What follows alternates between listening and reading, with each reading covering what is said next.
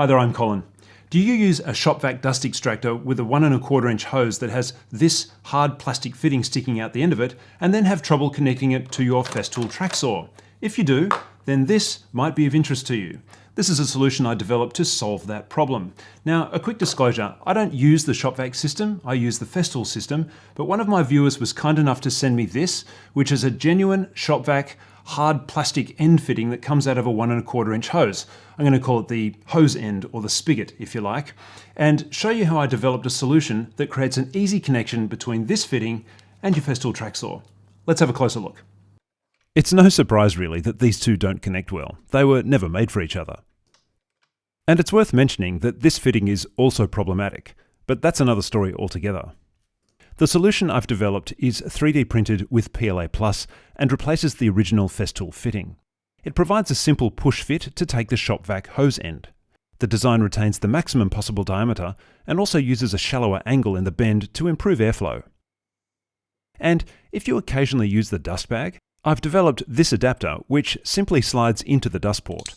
The bayonet design on the end of the adapter matches the fitting on the dust bag for easy connection.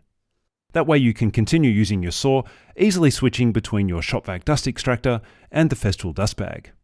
One of my viewers mentioned that this was handy for cutting material down to size in the parking lot before trying to drive large items home. Nice. That is, of course, if you're using the battery version of the saw. Installation is simple. After isolating from the power and removing the cover plate, you can choose the angle at which the dust port faces. My preference is to have it pointing straight towards the back of the saw. That way I know the hose is always at my side and will easily pass over the hose protector on the guide rail. Replace the cover plate and screws and you're good to go. You can see here that the shallower bend in the elbow part of the fitting makes for a straighter path for the dust to flow. And I think it looks the part too. But does the fitting stay in place? I don't have the hose, so I'll demonstrate by sliding the saw on the guide rail by holding the hose end. As you can see, there is plenty of grab. Even when you apply a bit of force, the hose end stays firmly in place without coming loose. And when you need to disconnect, a simple twist removes the fitting with ease. In fact, you can even insert it back into the dust port with one hand. Now you don't operate the saw by holding the dust port, of course, but this gives you a good idea of how much grab there is. And since I have a dust bag, I can show you the saw actually making a cut.